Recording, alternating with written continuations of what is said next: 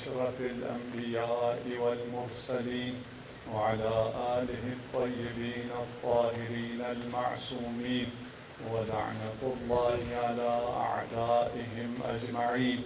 أما بعد، فقد قال الله تبارك وتعالى: يا أيها الذين آمنوا اتقوا الله وكونوا مع الصادقين. صلوات.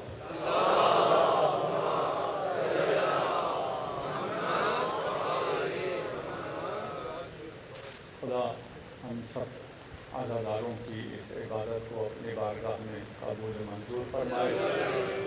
جو لوگ اس فرش ادا پر ابھی باقی نہیں ہیں اور اپنے خالق حقیقی سے جا ملے ہیں، خدا ان سب کی مغفرت فرمائے.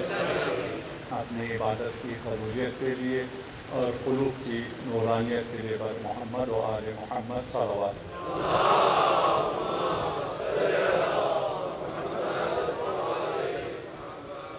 اللہ نے اس قرۂ خاکی پر جب انسان کو بھیجا تو اس کی ضرورت کی ساری چیزوں کو بھی پورا کیا. اللہ نے نہ فقط ضرورت کی چیزوں کو پورا کیا بلکہ ضرورت سے زیادہ عطا کیا. زندہ رہنے کے لیے بدن کو غذا کی ضرورت تھی. خدا نے صرف غذا نہیں دی، متنوع غذائیں دی. ایک گندم اور ایک جو اگر خدا دے دیتا تو زندہ رہنے کے لیے کافی تھا، بشر کے لیے بہت تھا. لیکن اس کے مزاج کا خیال رکھا، اس کے ذائقے کا خیال رکھا، اسے طرح طرح کے پکوان دیے، اسے سلیقہ دیا تاکہ وہ نہ فقط اپنی ضرورتیں پورا کرے بلکہ اپنی اس زندگی کو انجوائے بھی کرے. یہ خدا کا لطف ہے، خدا کا کرم ہے. یہ نہیں ہو سکتا کہ خدا کوئی چیز خلق کرے پھر اس کی ضرورتوں کو پورا نہ کرے. جس خدا نے آپ کے بدن کو خلق کیا اور آپ کے بدن کی ضرورتوں کو پورا کیا، اسی خدا نے آپ کے قلب کو بھی خلق کیا ہے، آپ کے دل کو بھی خلق کیا ہے. آپ کے دل کی بھی ضرورتیں ہیں، دل کی ضرورتوں کو بھی خدا نے پورا کیا ہے. ایسا نہیں ہے کہ دل کی ضرورت کے لیے آپ کو کسی اور کے پاس بھیج دیا ہو کہ دل کی ضرورتیں تو میں پورا نہیں کرتا، تمہارے بدن کی ضرورت میں پورے کیے دیتا ہوں. خدا نے جو بدن کی ضرورت کو پورا کرنے کے لیے خوراک بنائی، غذا بنائی، آرگینک غذا، وہ مفید ہے.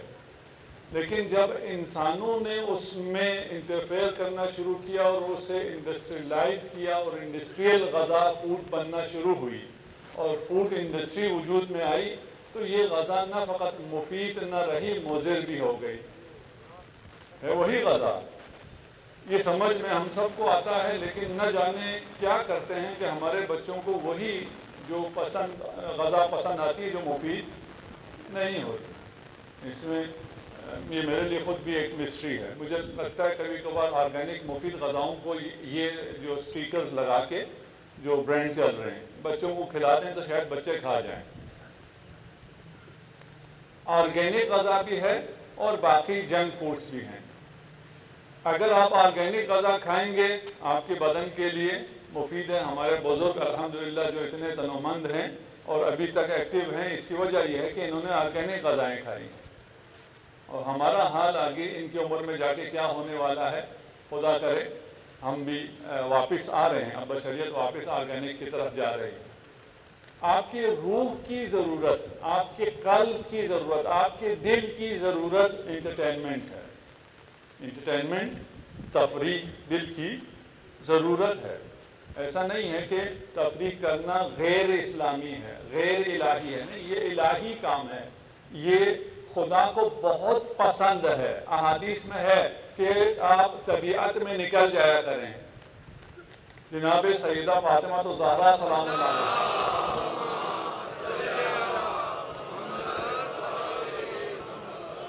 امیر المومنین کے ساتھ ڈیزرٹ سفاری پہ جایا کرتی.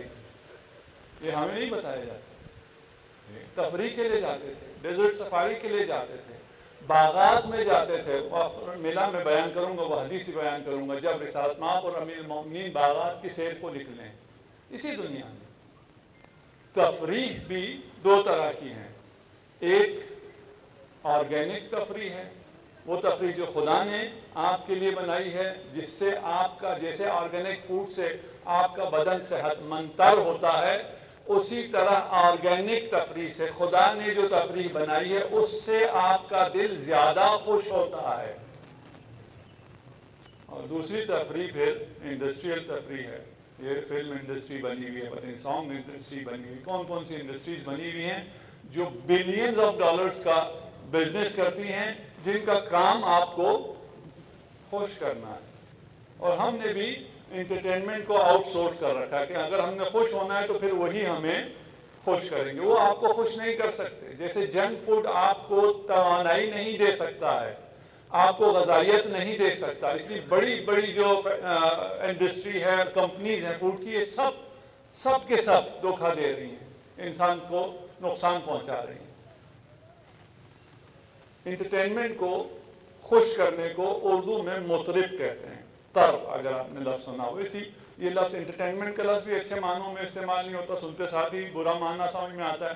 مطرب بھی اسی طرح ہے. اگر اردو کا لفظ استعمال کریں، مطرب بھی سنتے ساتھ ہی غلط طرب ذہن میں آتا ہے، اور ساز اور ناچ اور یہ چیزیں ذہن میں آتی ہیں. یہ نہیں ہے، یہ حرام طرب ہے. مطرب دو قسم کے مطرب ہیں، ایک مطرب زر ہے اور ایک مطرب عشق ہے. میرے ساتھ ہیں انشاءاللہ آپ لوگ. مطرب زر کیا ہے؟ آپ کو خوش کرنے کے لیے پیسے لیتا ہے. پیسے لینے کے بعد آپ کے کانوں کو خوش کر دیتا ہے، آپ کے بدن کو خوش کر دیتا ہے، آپ کو ایک سپرفیشل خوشی، ہیپینس دے کے چلا جاتا ہے. کہتے ہیں ایک واقعہ ہے، کوئی آیا تھا، سنگر آیا بادشاہ کے دربار میں، اس نے بہت اچھا گایا. بادشاہ نے کہا اسے 2 اشرفیاں دے دو. اس نے اور اچھا گایا، کہا 1 تھیلی اشرفیوں کی دے دو. اس نے اور اچھا گایا، کہا اس کو باغ بھی دے دو. اس کا اعلان بڑھتا چلا گیا. اگلے دن وہ بڑے خوشی گیا وزیر کے پاس کہ بادشاہ نے اتنا اعلان کیا تھا، 2 مجھے، آج میں لینے آیا ہوں. انہوں نے کہا مجھ سے تو کچھ نہیں کہا. وہ بادشاہ کے پاس پہنچا تو بادشاہ نے کہا کل تو نے میرے کانوں کو خوش کیا تھا، میں نے تیرے کانوں کو خوش کر دیا. مال کس بات کا؟ تو نے کیا کیا تھا؟ تو نے گانا سنا کے میرے کانوں کو خوش کیا تھا، میں نے بھی اعلان کر کے تمہارے کانوں کو خوش کر دیا. یہ ہمیں نہیں پتہ چلتا کہ یہ جسے ہم خوشی کہہ کر بیچ رہے ہوتے ہیں، اس دنیا میں بک رہا ہے، یہ صرف سپرفیشل ہے. آپ کے کانوں کو خوش کرتا ہے، آپ کے دل کو یہ خوش نہیں کرتا. خوشی دل کو چاہیے، کانوں کو نہیں چاہیے، آنکھوں کو نہیں چاہیے. یہ صرف وسیلہ ہے، خوشی کو دل تک اتارنے کا وسیلہ ہے. آپ کو مطرب زر نہیں چاہیے جو پیسے لے کے آپ کو خوش کرے، آپ کو مطرب عشق چاہیے. مثال دوں مطرب عشق کی، ماں مطرب عشق ہے. طرب دیتی ہے، خوشی دیتی ہے، سکون دیتی ہے. بچے کے دل میں سکون اتر جاتا ہے جب وہ ماں کی گود میں چلا جاتا ہے. یہی نادان بچہ کارٹون دیکھ کے بھی خوش ہوتا ہے، لیکن اس کی صرف آنکھیں خوش ہوتی ہیں، باقی اس کے پورے بدن کو نقصان ہو رہا ہوتا ہے.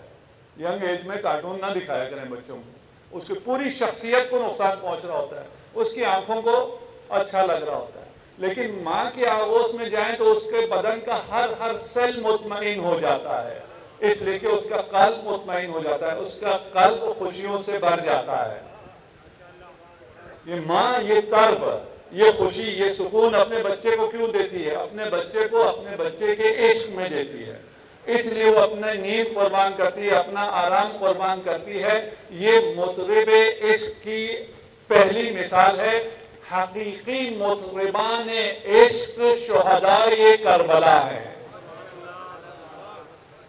جو انسانیت کو رنج و غم اور بلا اور ظلم و ستم سے نجات دلاتے ہیں. انسانی روح کو، انسانی بدن کو سکون دینے والے یہ مطربان عشق شہدائے کربلا ہیں.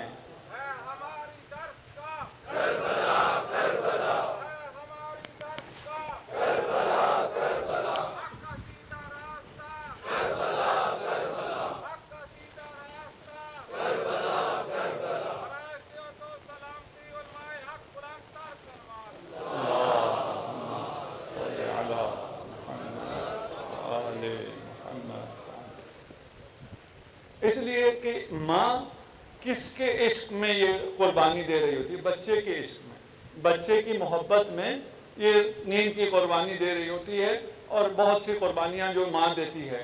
لیکن شہدائے کربلا نے خدا کے عشق میں قربانی دی ہے، حسین کے عشق میں قربانی دی ہے. بڑا فرق ہے خدا کا عشق، حسین کا عشق اور بچے کا عشق. یہ سکون لو، یہ مطرب ہیں، یہ تمہیں سکون دینے والے ہیں، یہ تمہیں آزادی دینے والے ہیں، غموں سے آزادی دینے والے کربلا والے ہیں، دل کو سکون دینے والے، دل کو شاد کرنے والے کربلا کے شہداء ہیں. صلوات پڑھ دیجئے محمد و آل محمد.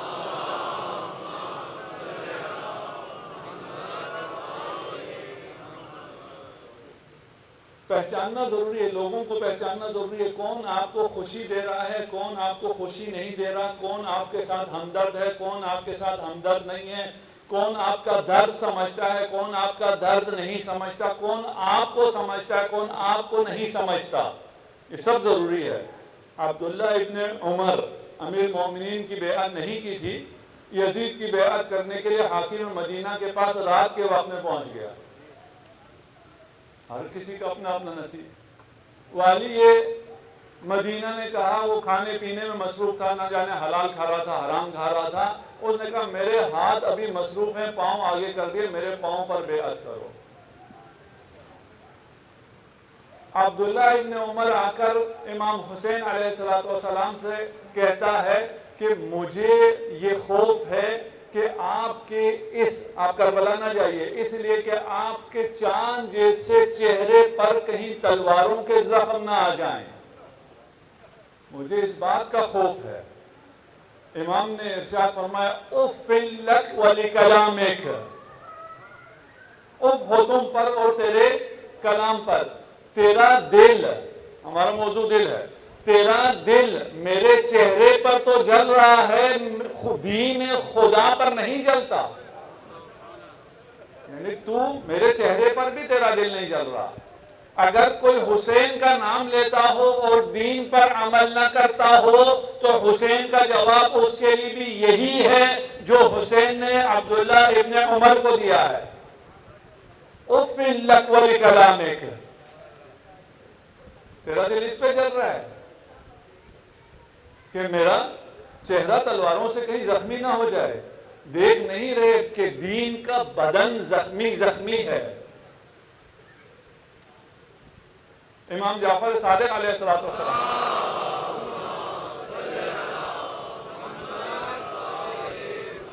ایک شخص آیا امام کے حضور میں اور آ کر کہا کہ فلان آپ کے بارے میں یوں کہہ رہا تھا.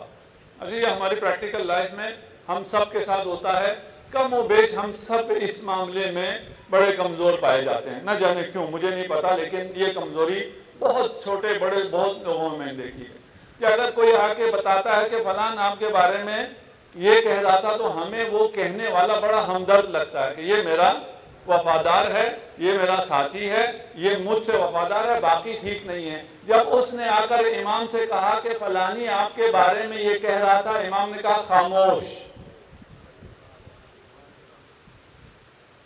کیوں؟ اس لیے کہ اس کہنے والے کے دل کو دیکھو. امام نے آپ کو اس کے دل کی طرف متوجہ کیا ہے. جو بھی آپ کے پاس آئے گا اور کسی کی بات آپ کو بتائے گا، اس کے دل کو پہلے دیکھو، اس کی باتوں کو بعد میں سنو. امام نے فرمایا خاموش. اگر تو سچ بول رہا ہے اور واقعی اس نے یہ کہا ہے تو تو سخنچین ہے. سخنچین کو کیا کہتے ہیں؟ چغل خور. تو چغلی لگا رہا ہے، تو چغل خور ہے. اور یہ پتہ ہے کر کیا رہا ہے؟ اس شخص نے کام کیا کیا ہے اور ہم اسے اپنا ہمدرد سمجھ رہے ہیں. فلان نے تیر چلایا، میرے دل پہ لگے. بات جب کرتے ہیں تو دل زخمی ہوتا ہے. کوئی میرے خلاف بات کرے گا تو میرا بدن تو زخمی نہیں ہوگا، میرا دل زخمی ہوگا. اس نے بات کی کہ میرا دل چھلنی ہو، وہ تیر میرے دل تک نہیں پہنچا، یہ اٹھا کے لایا اور نزدیک سے لا کے میرے دل پہ گاڑ دیا. میں اسے کیا کہہ رہا ہوں؟ یہ بڑا ہمدرد ہے. اس نے ایسا میرا دل زخمی کیا کہ وہ زخم بھی رہے گا، اس کا انفیکشن پھر ساری زندگی نہیں جائے گا. بھئی یہ سخنچین ہے، یہ چغل خور ہے. تو اگر سچا ہے تو چغل خور ہے، اگر تو جھوٹا ہے تو پھر تو بہتان لگانے والا ہے. دونوں صورت میں یہ شخص اچھا نہیں ہے. پھر آپ کے لیے کہا کہ یہ جو دوسروں کی باتیں تیرے پاس لے کے آ رہا ہے، تیری باتیں لے کر دوسروں کے پاس جائے گا، یہ تیرا ہمدرد نہیں ہے. اگر کلام معصومین سے ہم ان باتوں کو جان لیں اور دوسرے کے دل کو دیکھیں. ہم ویسی جو ہے نا وہ دیکھتے ہیں، کہتے ہیں یہ دل کا بہت صاف ہے لیکن یہ احکام پہ عمل نہیں کرتا، جھوٹ سچ کچھ نہیں دیکھتا، اہانت غیبت کوئی چیز نہیں دیکھتا، لیکن دل کا بڑا صاف ہے. یہ کوئی دل کا صاف نہیں.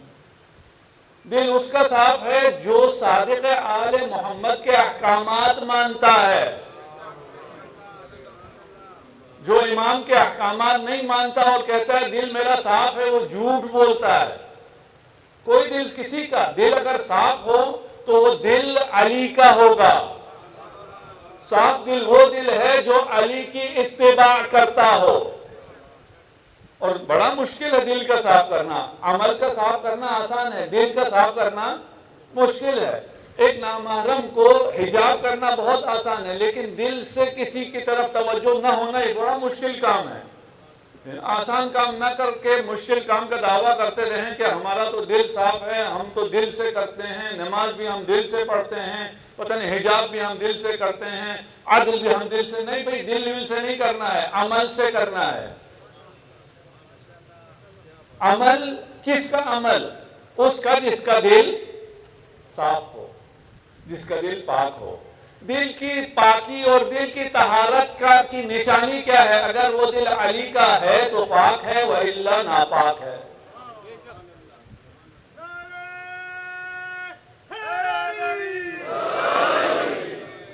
قلوب العباد طاہرۃ، جو اللہ پاک قلوب ہیں، یہ آپ کے دلوں کی بات کر رہے ہیں.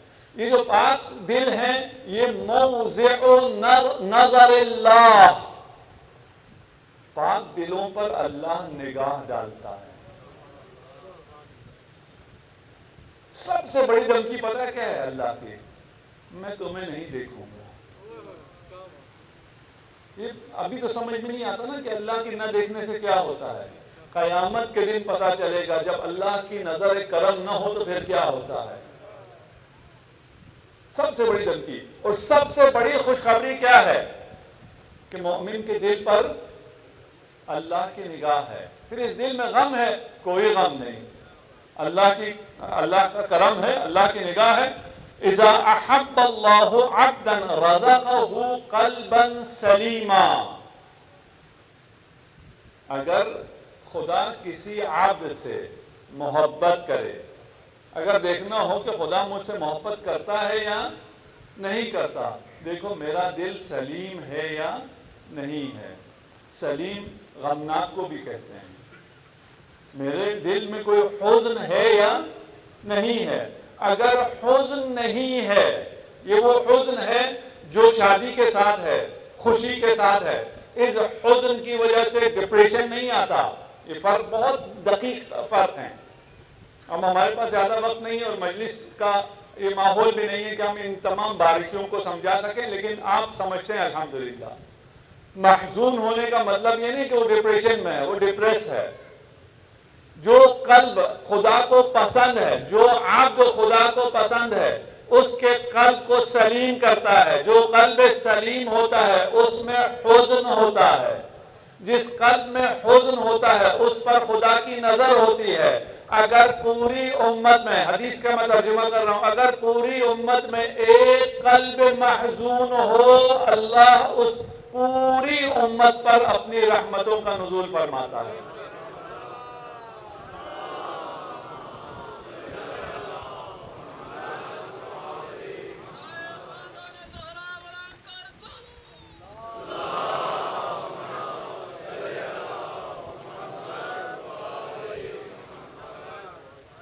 ہمیں توجہ کرنی ہے، اس قلب کی طرف متوجہ رہنا ہے. اس قلب میں اگر حزن ہو اور اس حزن کے نتیجے میں ہمیں خدا مل جائے،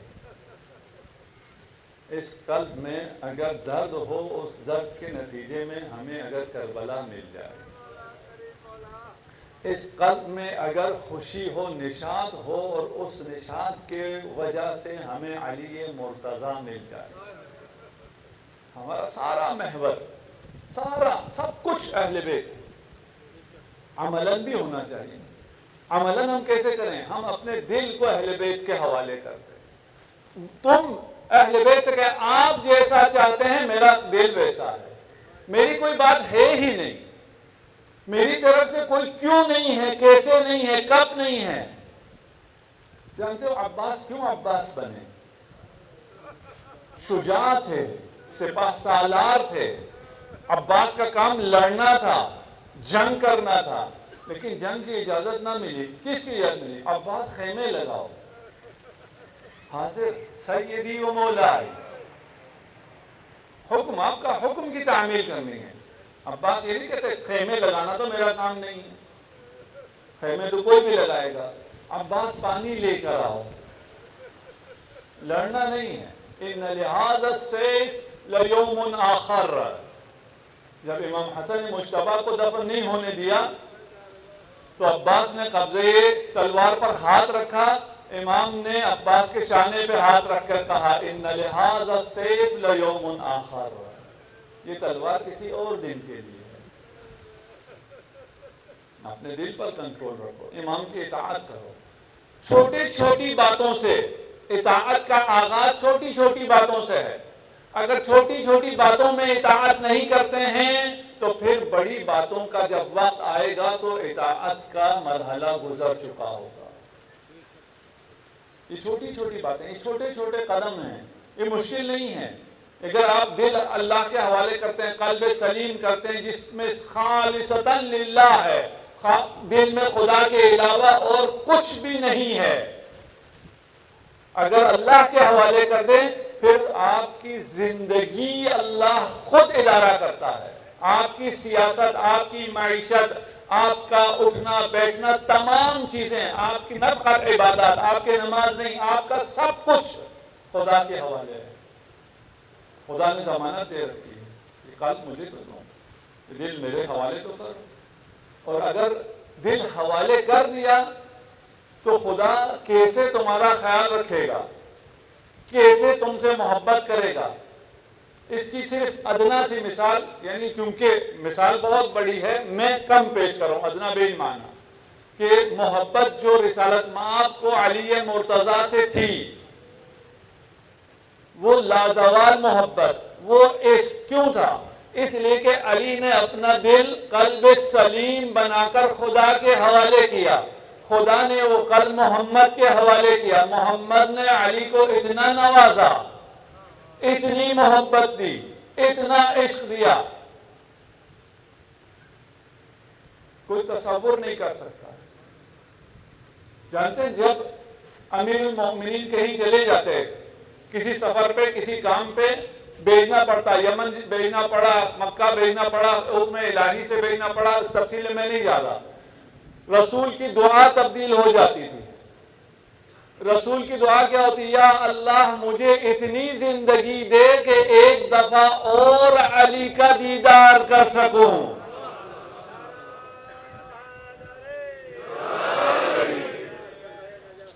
یہ آپ کا میرا کلام نہیں ہے، آپ کا کہنا اور ہے، میرا کہنا اور ہے۔ موت کا مطلب سمجھتے ہو؟ لقاء اللہ۔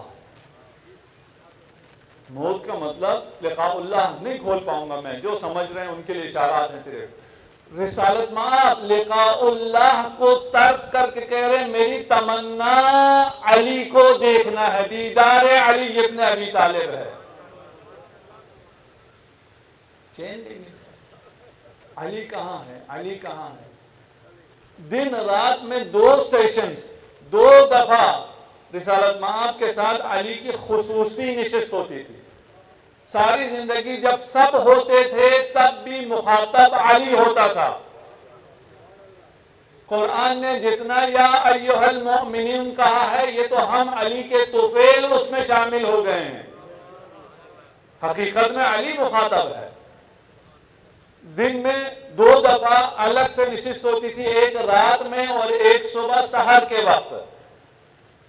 ہر رات کو بھی علی الگ سے بیٹھتے تھے، ہر صبح صبح ہونے سے پہلے علی اور نبی کی سیشنز ہوتے تھے، جلسات ہوتے تھے، نہ جانے اس میں کیا ہوتا تھا، اور درس و تدریس کا جو سلسلہ ہوتا تھا. میں یہ کہہ سکتا ہوں کہ مصطفیٰ کے دن کا آغاز سورج کے طلوع ہونے سے نہیں، دیدار علی ابن ابی طالب سے ہوتا تھا.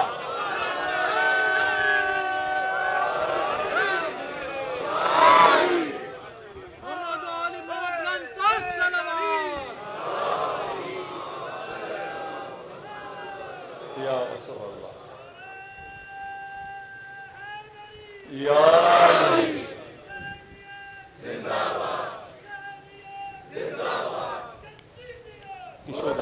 ٹشو کا ڈبہ. بر محمد و آل محمد بلندتر صلوات.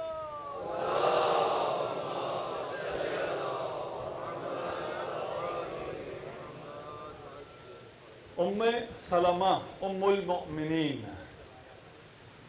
موقع شاید نہ ملے مجھے اس عظیم خاتون کے، میں نے بڑے فضائل بیان کرنے ہیں. ابھی یہاں موقع ملا، یہاں بیان کروں گا، وإلا بیان کرتا بھی رہتا ہوں، اور حق ہے ہمارے اوپر.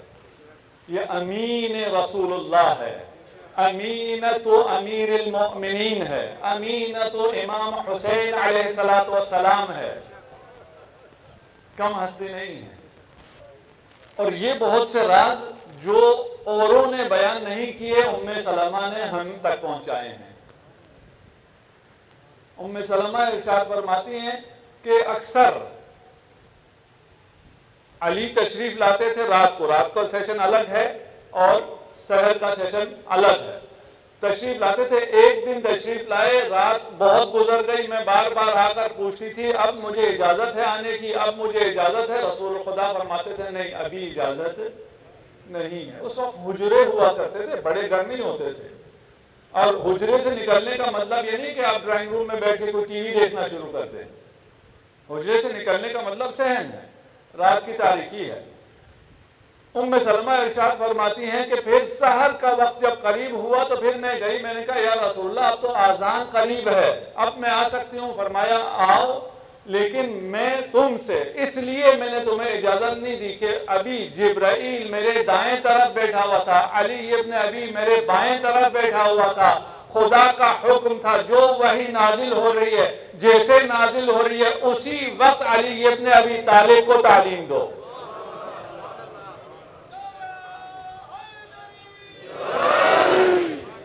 امام جعفر صادق علیہ السلام.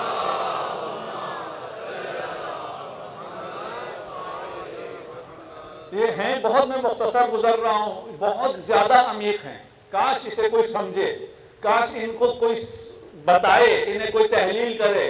ارشاد فرماتے ہیں کہ کوئی آیت ایسی نہیں ہے جو دن میں نازل ہو اور غروب سے پہلے تک علی ابن ابی طالب کو وہ تعلیم نہ دی گئی ہو. آیت کی تعلیم بھی، آیت کی تفسیر کی تعلیم بھی، آیت کی تعویل کی تعلیم بھی، آیت کے ناسخ ہونے کی، منسوخ ہونے کی. اور کوئی آیت ایسی نہیں ہے جو رات کو نازل ہو اور فجر ہونے سے پہلے علی ابن ابی طالب کو تعلیم نہ دے دی گئی ہو. علی مع القرآن والقرآن مع علی. رسول خدا سے کسی نے پوچھا کیا آپ نے امت کو تفسیر قرآن بیان کر دی ہے؟ رسول خدا نے فرمایا جی میں نے بیان کر دی، امت کو میں نے ساری تفسیر بیان کر دی. وہ امت کو بھی جاننے والا تھا نا، امتی تھا، ساری تفسیر. رسول خدا نے فرمایا ہاں. کہا کیسے؟ کہا میں نے ساری تفسیر علی ابن ابی طالب کو بتا دی ہے اور شان علی ابن ابی طالب امت کو بتا دیا ہے. تمام تفاسیر اسی دن، رات کو رات تک علی تک پہنچنا ہے، دن ہو تو دن تک علی تک پہنچنا ہے. یہ سیشنز ہوتے تھے. امیر المومنین ارشاد فرماتے ہیں، کافی کی روایت ہے کہ یہ سیشن کبھی رسول کے گھر میں ہوتے تھے، کبھی میرے گھر میں ہوتے تھے. یہ جو خلوت ہوتی تھی یہ کبھی رسول کے گھر میں اور کبھی میرے گھر میں. جب رسول کے گھر میں ہوتے تو نساء النبی کو نکال دیا جاتا، اور جب میرے گھر میں یہ سیشن ہوتے تو حضرت زہرا موجود رہتی، اولاد فاطمہ موجود رہتی، اس لیے کہ یہ اسرار الہی نامحرموں تک نہیں پہنچنا چاہیے۔ علی اور اہل بیت علی محرم اسرار الہی ہیں۔ نعرہ حیدری،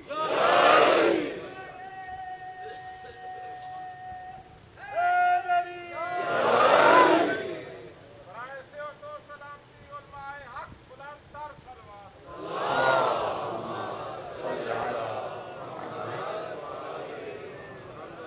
علی سے جدائی برداشت نہیں، کیوں؟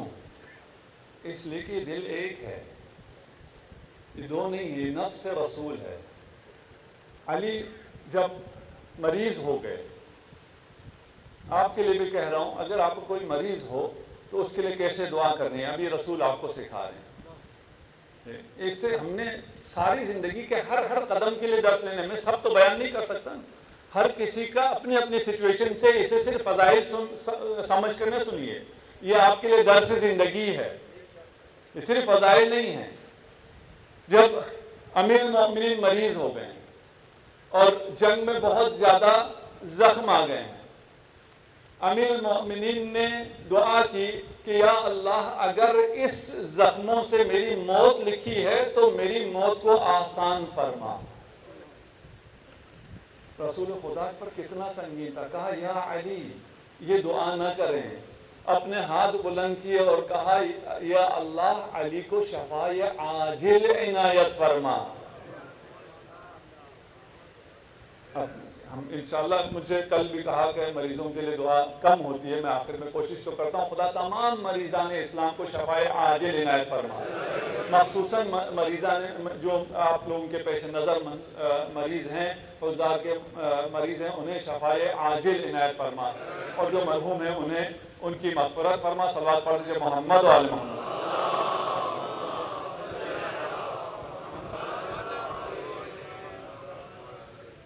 رسول نے دعا کی، اس کے بعد تڑپ کر یہ جو دعا کی ہے، میں رسول کی دعا ھذا علی فلا تدعنی فردا وانت خیر الوارثین۔ کاش وقتوں میں سمجھاؤں اس سے کیا مطلب ہے۔ رسول کیا دعا کر رہے ہیں؟ الہی لا تدعنی فردا، یہ علی ابن ابی طالب ہے، اسے نہ اٹھا، اگر یہ اس دنیا سے چلا گیا تو محمد مصطفیٰ تنہا ہو جائے گا۔ وجہ خلقت عالم ہے، قلب عالم امکان ہے، شاعری نہیں کرتے، رسول خدا کی دعا یہ وحی عین وحی ہے۔ انت خیر الوارثین، اے اللہ تو بہترین وارث ہے، میرا وارث علی ابن ابی طالب کو قرار دے۔ اللہم فرج ہمی وبرد کبدی بخلیلی علی ابن ابی طالب۔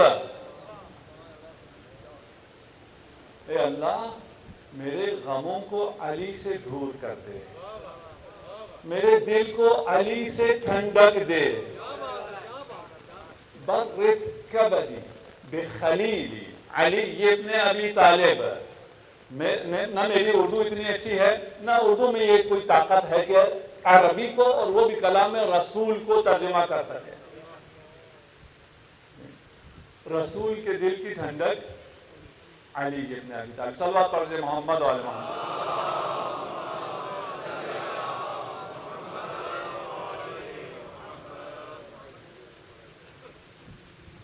مریض ہیں علی، شفا کے لیے میں نے آپ سے کہا تھا، علی جنگوں میں 60 سے زیادہ زخم، ان زخموں کی وجہ سے آرام کرنا پڑ رہا ہے، بستر پر ہیں، علی کا بستر لگا ہوا ہے، بستر کے کنارے رسول خدا نماز پڑھ رہے ہیں، ہر 2 رکعت نماز کے بعد دعا کرتے ہیں، پھر نماز پڑھتے ہیں، پھر دعا کرتے ہیں، پھر نماز پڑھتے ہیں۔ معلوم ہوا کر کیا کرنا ہے؟ اگر کوئی مریض ہو مولانا سے کہیں بہت اچھا ہے، مجلس میں بھی دعا کروائیں بہت اچھا ہے، لیکن اس مریض کے کنارے 2 رکعت نماز پڑھو، خود بھی اس کے لیے دعا کرو۔ صرف التماس دعا نہ کہو، خود بھی دعا کرو۔ اس کے بعد کیونکہ علی مریض تھے اس طرح عبادت نہیں کر سکے، اب تفصیل روایت میں نہیں ہے، شاید یہ میں بیان کر رہا ہوں کہ جو رسول کا اگلا کلام ہے اس سے لگتا ہے کہ علی نے رسالت مآب سے فرمایا ہو کہ میں عبادت کے لیے اٹھنا چاہتا ہوں، میں نماز پڑھنا چاہتا ہوں، رسالت مآب نے فرمایا نہیں، تم آرام کرو۔ اس کے بعد سننے والا جملہ ہے ما سألت اللہ شیئا الا اعطانی، ایسا کبھی نہیں ہوا کہ میں نے خدا سے کچھ مانگا ہو اور اس نے عطا نہ کیا ہو۔ اے علی تو آرام کر، میں جتنی بھی دعا کرتا ہوں اس دعا میں تجھے شریک کرتا ہوں۔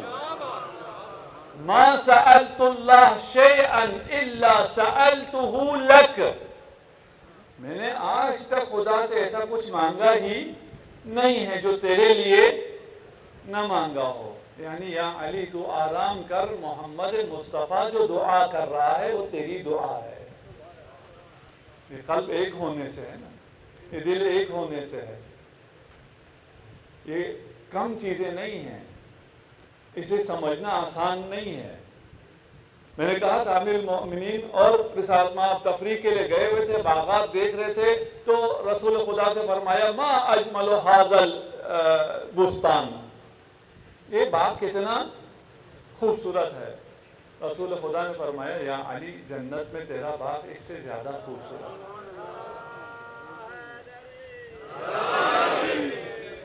دوسرا باغ دیکھا، یہ باغ کتنا خوبصورت ہے، یا علی جنت میں تیرا باغ اس سے زیادہ خوبصورت ہے۔ کتنا خوش کر رہے ہیں ایک دوسرے کے دل کو، کیا مکالمہ ہو رہا ہے۔ اس کے بعد جب تیسرا باغ دیکھا اور یہی ارشاد فرمایا، اس کے بعد رسالت مآب نے علی کے سینے پہ سر رکھ کر گریہ کرنا شروع کر دیا۔ آپ کے محاسن آنسوؤں سے تر ہو گئے۔ فرمایا یا رسول اللہ کیا ہوا؟ کہا ان کینوں کی وجہ سے جو لوگوں کے دل میں تیرے لیے ہیں اور میرے اس دنیا سے جانے کے بعد ظاہر ہوں گے، گریہ کر رہا ہوں۔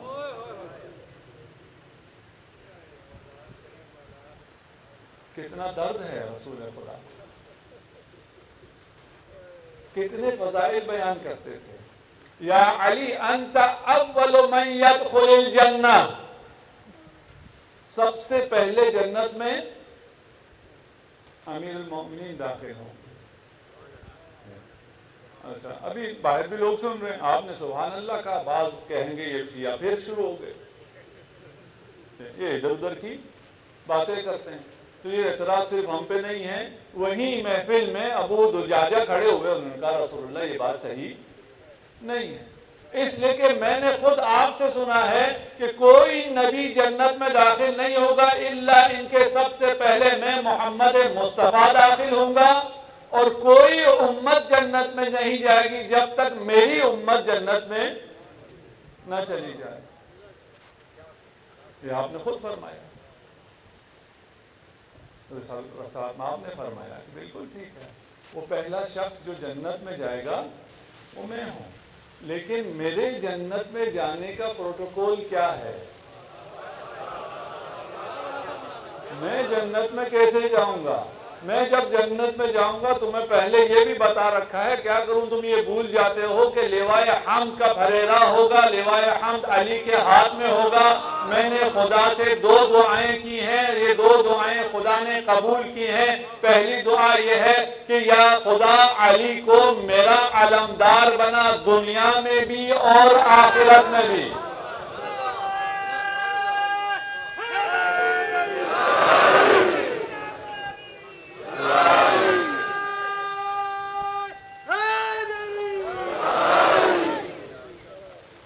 دنیا میں بھی اور آخرت میں بھی علمدار علی ہوگا، علمدار آگے آگے جائے گا، اس کے پیچھے میں جاؤں گا۔ اول من يدخل الجنہ علی ابن ابی طالب، صلوات پڑھیں محمد وعلی محمد۔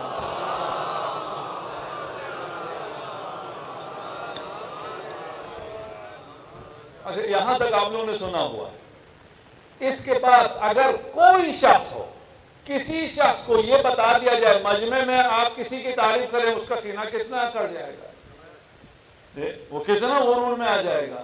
لیکن ادب امیر المؤمنین دیکھیے، تواضع امیر المؤمنین دیکھیے. رفع کل یوم علما من اخلاقہ. میں بچہ تھا، امیر المؤمنین کہتے ہیں میں بچہ تھا، ہر روز رسول خدا اپنے اخلاق کا ایک علم مجھے تھماتے تھے، میں اس کی اقتداء کرتا تھا، اگلے دن دوسرا علم مل جاتا تھا. صرف جنگوں میں علمدار نہیں ہے، اخلاق نبی کا علم بھی علی ابن ابی طالب کے ہاتھ میں ہے. الحمدللہ الذی شرفنا بک یا رسول اللہ. یا رسول اللہ، اگر میں سب سے پہلے جنت میں جاؤں گا تو یہ میری کوئی حیثیت نہیں ہے، میری وجہ سے نہیں، یہ تو آپ کا پروٹوکول ہے، یہ تو آپ کا شرف ہے، آپ کی بدولت آپ کے آگے دروازہ کھولنے میں جاؤں گا. یہ ادب ہے امیر المؤمنین کا. انا عبد من عبید محمد، جو غلام پہلے گیا اس کو تو کوئی گنتا نہیں ہے نا کہ میں پہلے گیا. یہ تو آپ کا شرف ہے، یہ آپ ہیں، آپ اصل ہیں، آپ اساس ہیں، آپ پہلے جنت میں جائیں گے. ہم طفیلی ہیں، ہم ضمن میں ہیں، جو ضمن میں ہو طفیل میں ہو اس کو کسی گنتی میں شمار نہیں کیا جاتا. یہ ادب امیر المؤمنین. جواب رسول خدا سنو کہ یا علی انت اصل الدین ومنار الہدایہ ومنار الایمان وغایت الہدی. کاش سمجھا سکو. مکالمہ کیا ہو رہا ہے؟ اول من يدخل الجنہ علی ابن ابی طالب، سب سے پہلے علی جائیں گے. اعتراض کیا، کہا جی میں پہلے علی جائیں گے اس لیے کہ لوائے حمد ہوگا. امیر المؤمنین نے کہا میں تو آپ کے طفیل جاؤں گا، اس میں میری کیا فضیلت ہے؟ فرمایا نہیں، تو میرے طفیل نہیں جائے گا، انت اصل الدین. اے علی تو اصل ہے، تو طفیلی نہیں ہے، تو قسیم النار والجنہ ہے، تو میزان ہے، تو سب سے پہلے جنت میں جانے والا نہیں بلکہ جنت و جہنم کی کنجی بھی تیرے ہاتھ میں ہوگی.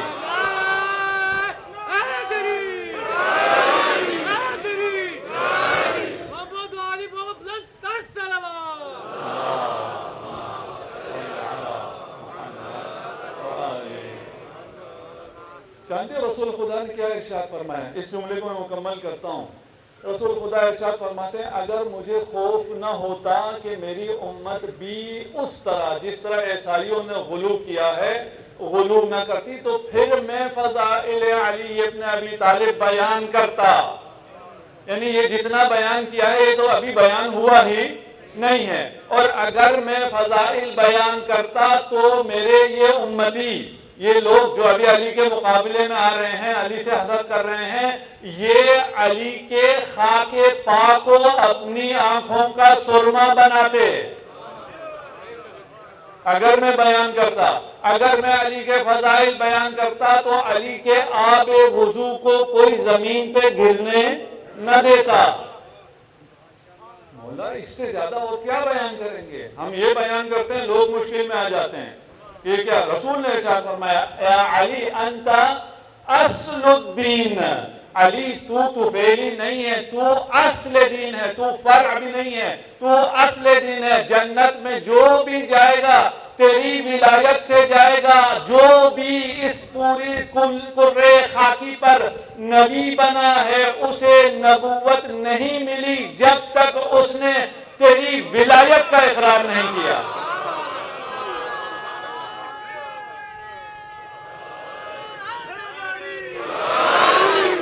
یا علی انت اصل الدین ومنار الایمان. تو فعلی نہیں ہے، یہ نہیں ہے کہ کسی نے دروازہ کھولنا ہے تو آپ دروازہ کھول دیں گے، یہ نہیں ہے کسی نے علم لے کے جانا ہے تو آپ علم لے کے جائیں گے. آپ ایمان کا مینار ہیں. یعنی سفر ایمان کا آغاز کرنا ہے تو پہلے علی کو دیکھنا ہوگا. علی سے نور ایمان لینا ہوگا اور سارے سفر میں نگاہ ہمیشہ علی پر رہے گی تو صراط مستقیم پر رہو گے۔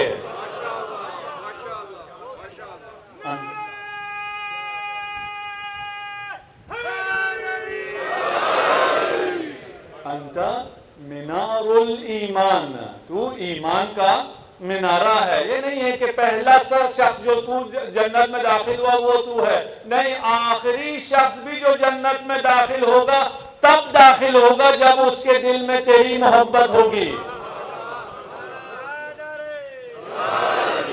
انت منار الایمان وغایت الہدی۔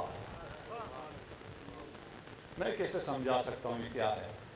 ہدایت کی ابتدا بھی علی تو ہے، ہدایت کی انتہا بھی علی تو ہے۔ انت غایت الہدی، یعنی کہ تجھے مان لیا، تیرا کلمہ پڑھ لیا تو ہدایت مل گئی، نہیں نہیں نہیں، تیرے نقش قدم پر جب تک نہیں چلے گا، اپنے آپ کو، اپنے بچوں کو، اپنے ماں باپ کو تجھ پر قربان جب تک نہیں کرے گا تب تک وہ ہدایت نہیں پا سکتا۔ ہدایت کی ابتدا بھی تو ہے، انتہا بھی تو ہے، مبدأ بھی تو ہے، منتہا بھی تو ہے، مأویٰ بھی تو ہے، مقصد بھی تو ہے۔ انت غایت الہدی۔ غایت الہدی کوئی معمولی جملہ نہیں ہے، کوئی معمولی ٹائٹل نہیں ہے۔ اسی لیے علی ارشاد فرماتے اپنے بارے میں، ما للہ آیت اکبر منی۔ نہیں، کیا سمجھے ہم؟ میں بھی کچھ نہیں سمجھا، میں آپ کو کیا سمجھاؤں گا؟ ذات خدا قابل درک نہیں ہے، تو انتہائی مختصر جس سے سمجھ میں آئے، ذات خدا تک کوئی بھی نہیں پہنچ سکتا، نہ آنکھوں سے دیکھ سکتے ہیں نہ دل سے دیکھ سکتے ہیں۔ اس رؤیت کو میں آج الکوثر میں مجلس میں بیان کرنے جا رہا ہوں، یہاں اور وہاں اگر مل کے سنیں گے تو آپ کو دو برابر فائدہ ہوگا اسی ایک موضوع پہ۔ رؤیت کو بیان کرنے جا رہا ہوں۔ رؤیت خدا ممکن ہے، آنکھوں سے ممکن نہیں ہے لیکن دل سے ممکن ہے، اور یہ ممکن کیا امکان ہے، اگر اسے سمجھیں تو پھر میری محنت پوری ہو گئی۔ دل سے ممکن ہے، لیکن دل سے بھی کیا رؤیت ممکن ہے؟ ذات خدا کی نہیں، صفات خدا کی، آیات خدا کی۔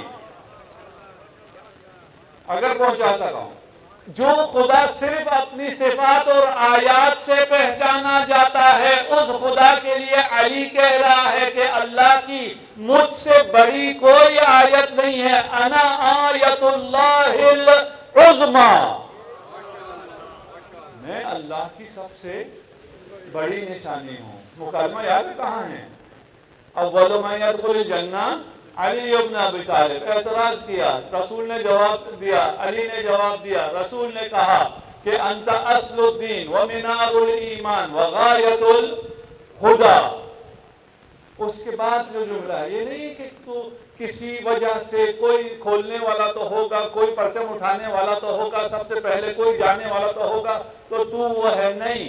معراج پر جب بھی میں خدا کے پاس گیا تو خدا نے مجھ سے ایک بات کی، یا محمد اقرأ علیاً منی السلام۔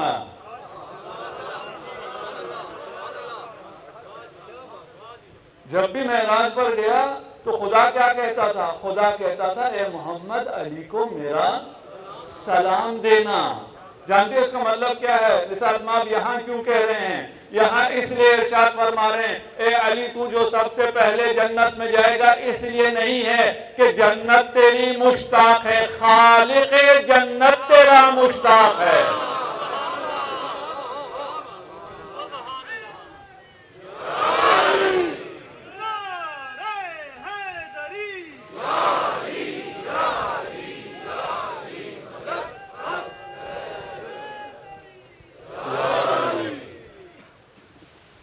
انت اصل الدین، اصل دین کو چھوڑ کر دین نہیں ملے گا۔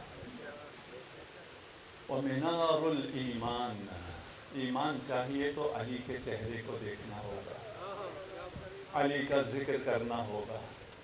وغایت الہدی، کیوں غایت ہدا؟ اس لیے کہ خدا جب بھی مجھ سے ملا اس نے تجھے سلام کہا۔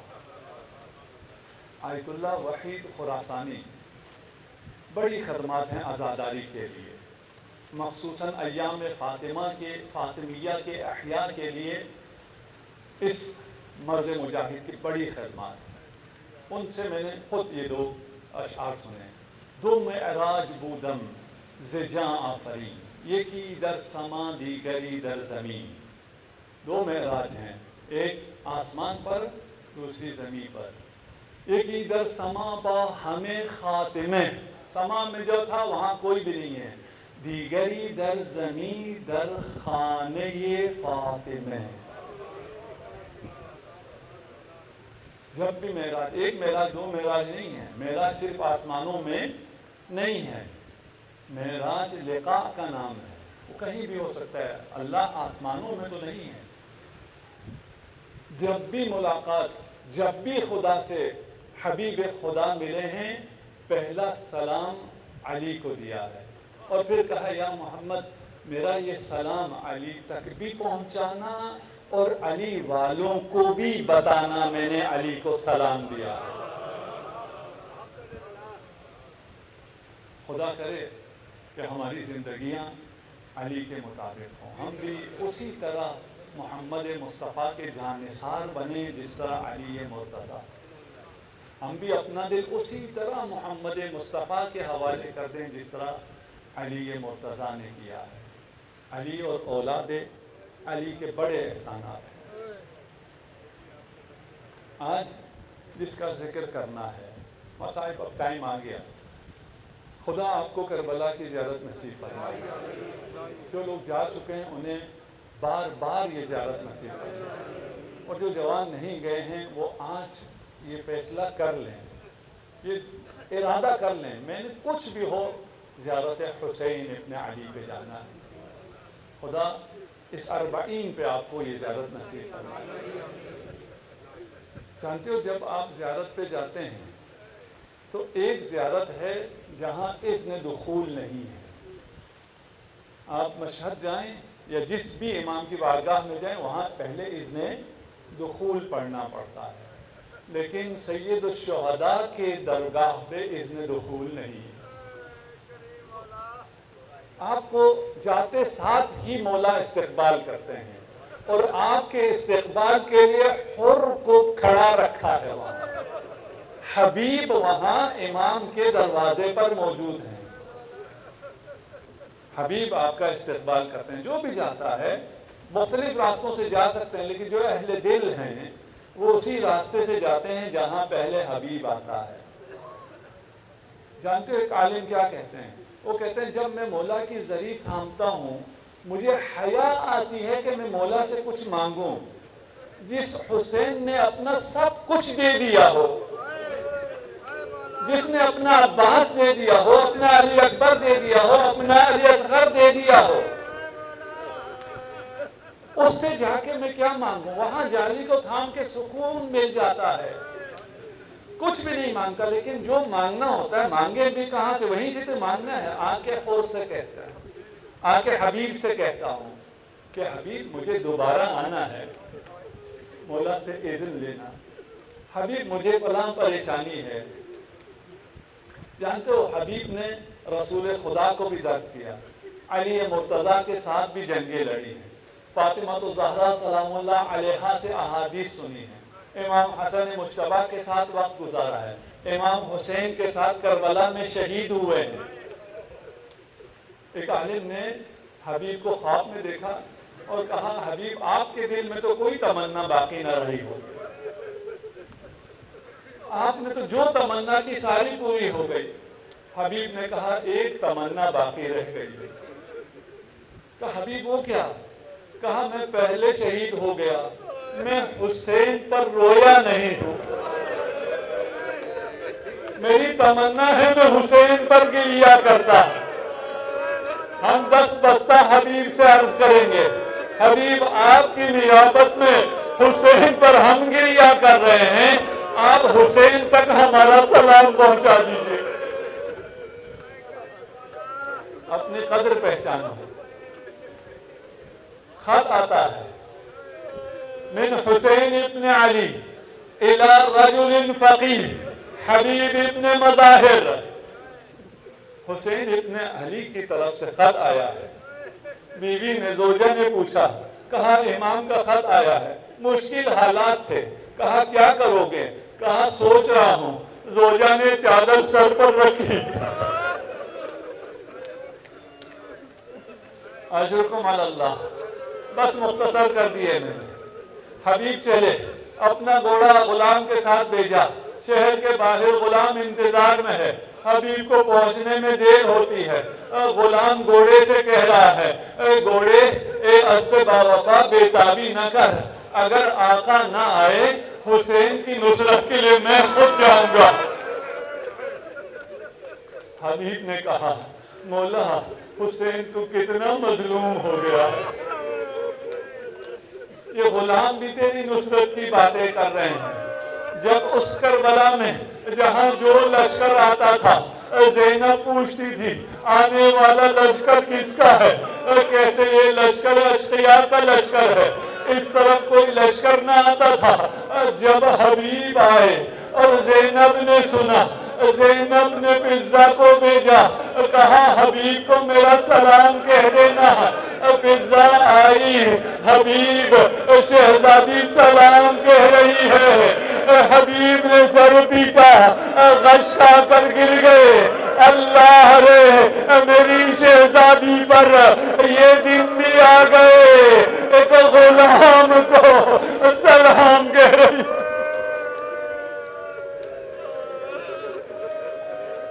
اجرکم علی اللہ. بس وقت آ گیا, میں نے مختصر کر دیا. اجازت لی اور جہاد کے لیے جب گئے.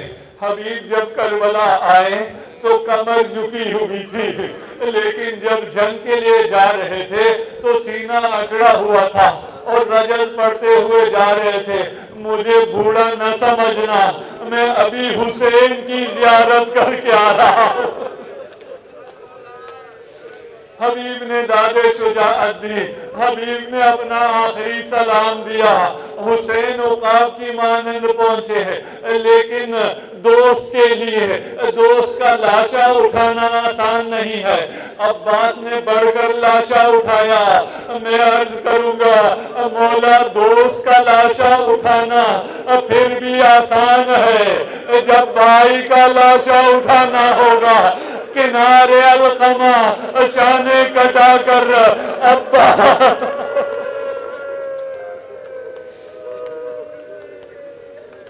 اجرکم علی اللہ. بس مختصر کر دیا. یہ کاروان چلا, سروں کو نوکے نیزہ پہ بلند کر کے مختلف شہروں سے ہوتے. جب کوفہ سے گزر رہا تھا, حبیب کا بیٹا قاسم آیا. خولی سے کہا جو پیسے چاہیے مجھ سے لے لو, میرے بابا کا سر مجھے دے دو. وہ ملعون نہ مانا. یہ گیا اپنے چند دوستوں کے ساتھ آیا, حملہ کیا, سر کو چھینا. یہ کہتے ہوئے سجاد کے سامنے سے گزرا, جس کا جوان بیٹا زندہ ہو اس باپ کا سر نوکے نیزہ پر بلند نہیں رہ سکتا. ہائے رے مظلومیت سجاد. ایک دفعہ مولا کو دیکھا, اپنے بسندستہ ہاتھوں کو دیکھا. بابا یہ سچ کہتا ہے, لیکن سجاد کیا کہے.